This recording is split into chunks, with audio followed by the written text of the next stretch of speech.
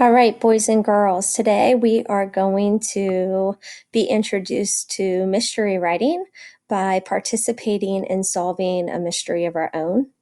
You are on Canvas, and under mystery writing, you will see the mystery of the Russian ruby. Okay, so we're going to open up this link, and we're going to play.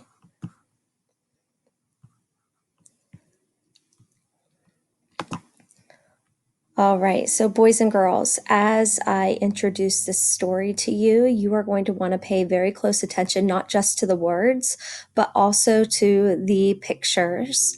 When we are done going over this, you will have time to go back and study the story and look for evidence and motives and red herrings and try to figure out who the suspects are on your own. You will also have time to speak with your desk partner after you're able to come up with your own thoughts and your own ideas. And then you will end class today with your own class discussion and try to solve the mystery as a class and figure out who indeed stole the Russian ruby. Okay? So, boys and girls, as we go, you have your sheet of paper with the 6 suspects, and there will be time as we go through for you to pause this and to record on your sheet of paper the information that is in this PowerPoint. You will also use those papers to record any evidence that you accumulate as you go through on your own and with your desk partner too, so that you can figure out who indeed the guilty person is. All right, so boys and girls, we're going to go ahead and begin. All right, and how can we draw an accurate conclusion is going to be our essential question. How can we use evidence to investigate unsolved mysteries around us?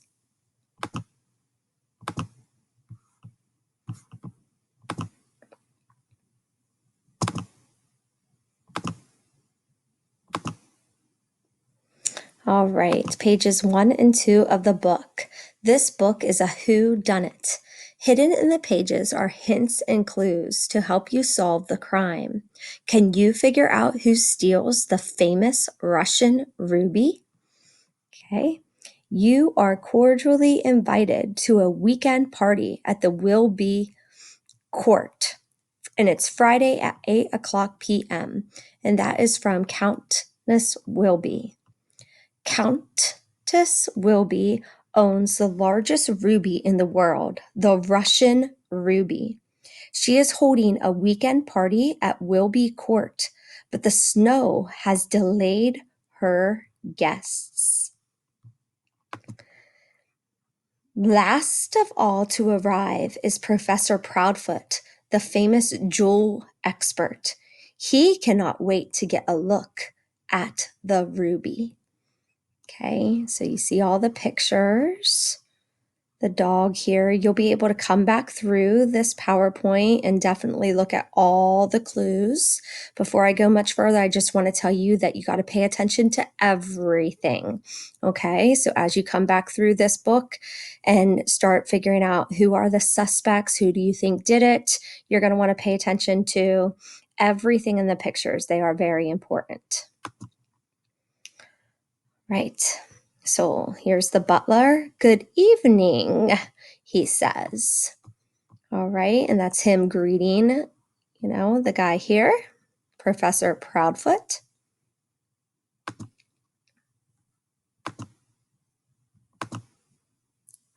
All right. So on your papers, Spencer the butler. Okay. You're going to want to pause now and record all of this information onto your paper. Okay, he is 46. His height is 5'6", and his shoe size is 10. You may want to pay attention to the shoe size as we go through this. Secret facts. Spencer has been the butler at Wilby Court for 10 years. He owes Countess Wilby a large sum of money. He broke his ankle when he slipped on a banana peel he had intended for Countess Wilby. Professor Proudfoot. He is age 40, height 5'9", shoe size 12. Secret facts. Professor Proudfoot owns the largest collection of jewels in the world, but no one knows how he acquired them. Acquired, like how he got them. He is a professor of criminology, so he studies criminals. But some people think he has learned too much from the thieves and criminals that he studies.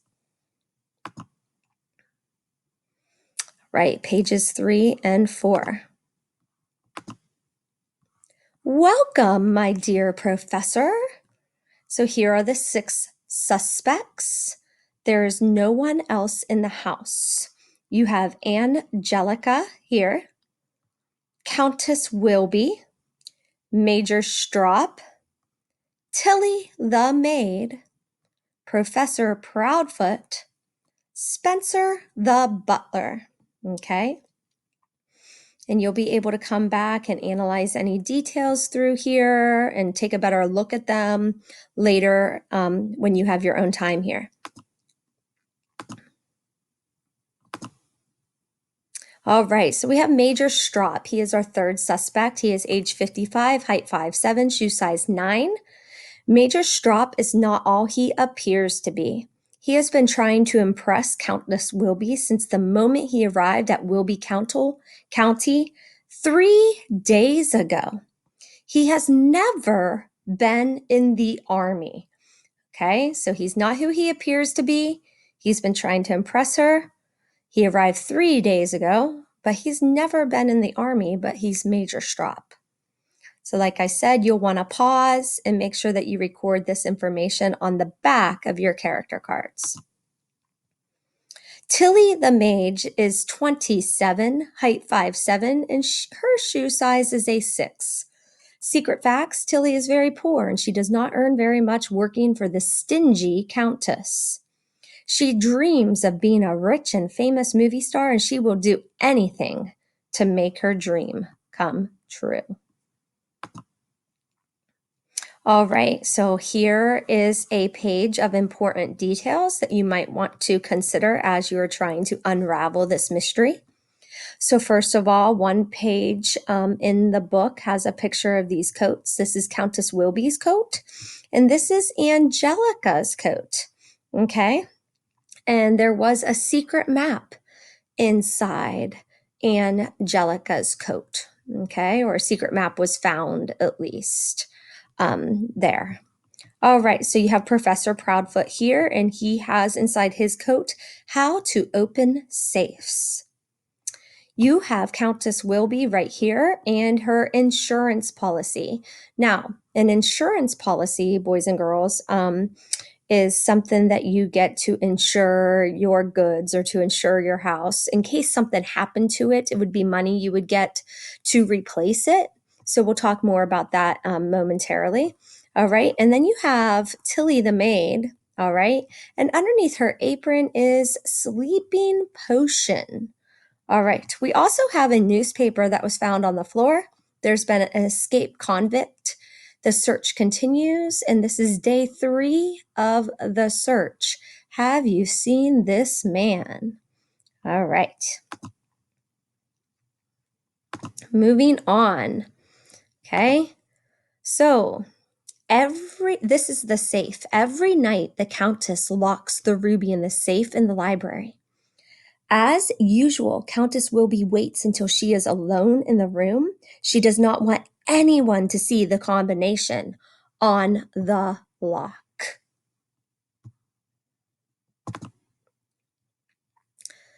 Okay, so this is the picture again, only it unveils a little bit more information.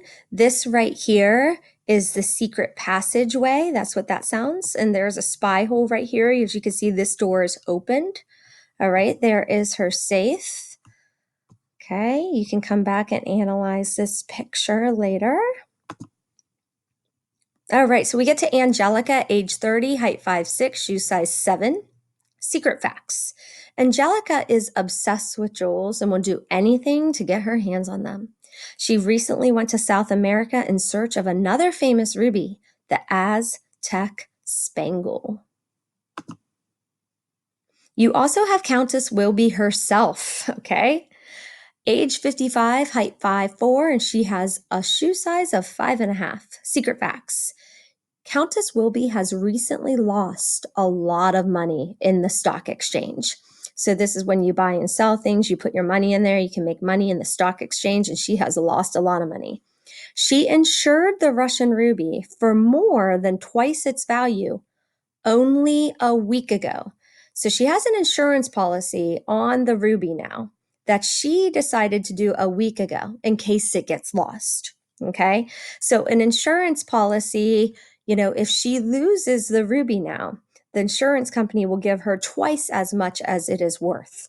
Okay. So she just insured it a week ago. Pages 7 and 8. At the stroke of midnight, according to his routine, Spencer locks the door to put the library. He locks the door to the library and puts the key in his pocket. Countess Wilby's dog, Baskerville, keeps guard outside. Then everybody goes to bed. Or do they? All right, so there's some important details here on this page. All right, here's a picture of the secret passage that is underneath the floor that leads up into the library. Later that night, someone creeps into the library and steals the Russian ruby from the safe. Pages 9 and 10. This is the next morning. These are Professor Proudfoot's footprints, Angelica's footprints, and Major Strop's footprints. And they are all going into the mansion, but coming out of the mansion is another set of footprints that, if you follow along, looks like they were the ones that got into the secret passageway and then came back out after stealing the ruby.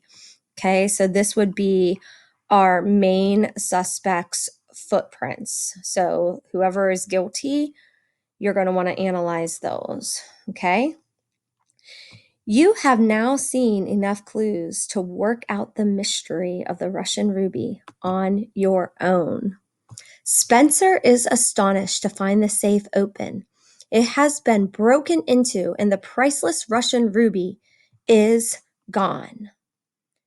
Who done it? Okay, so you want to pay attention to all the details. This right here says a stake. All right. Who stole the Russian ruby, boys and girls? The suspects. Spencer's shouts wake all the guests who rush downstairs to the library to see what has happened. Now it's your turn. Look at all the evidence you collected and record your conclusion for the whodunit in Canvas. Support your conclusion using 3 pieces of evidence. Okay, so boys and girls, you are going to go ahead and move through this. Make sure you pay attention to all the details, even here on this page. You can record the evidence. You're going to begin by thinking on your own, and then you'll have time to work with a partner, and then you'll be able to open this up to a class discussion and see if you can figure out who did steal the Russian ruby.